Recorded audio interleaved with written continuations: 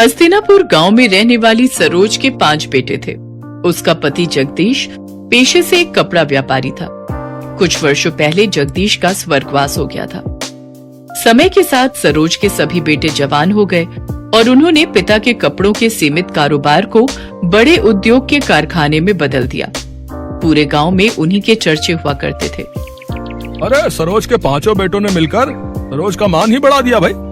पहले तो पिता के छोटे मोटे कारोबार को इतना फैलाया और फिर उसी कमाई से इतना चौरस घर खड़ा कर दिया। 100% सच कहा रमेश भाई। अमीर रईस होने का सरोज के मन में जरा भी अहंकार नहीं है। जरूर ही पिछले जन्म में इसने पुण्य किए होंगे, तभी जाकर इस कलयुग में इसे 5 पांडव पुत्र का सौभाग्य प्राप्त हुआ है। सरोज के प्रति गांव वालों के मन में काफी इज्जत थी। पैसे वाली होने के बावजूद भी उसके अंदर बिल्कुल घमंड नहीं था। अरे मेरे 5 पांडु, यहाँ पर आओ। माँ, कारखाने पर जाने के लिए देरी हो रही है, शाम को बात हो सकती है। कामकाज के प्रति क्या इतना मशरूफ हो गए हो तुम लोग, जो पल भर के लिए अपनी माँ के पास नहीं बैठ सकते?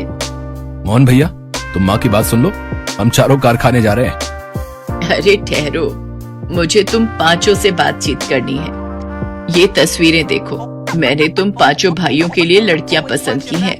सभी खानदानी और रईस खानदान की हैं। ऐसा सुनकर 5 भाई एक दूसरे का मुंह ताकने लगते हैं।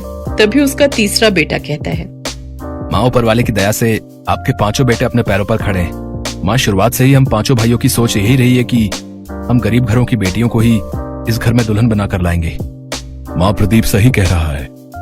अरे पगला गए हो क्या तुम लोग? अगर मैं किसी गरीब की बेटी को ब्याह कर लाऊंगी तो लोग सैकड़ों बातें बनाएंगे। गरीब अमीर का मेल भी नहीं देखा कहेंगे। माँ, आपको जमाने की पड़ी है, बल्कि ये सोचो कि किसी गरीब की बेटी का हाथ थामने से किसी गरीब पिता को साहूकार का कर्जदार नहीं होना पड़ेगा। सरोज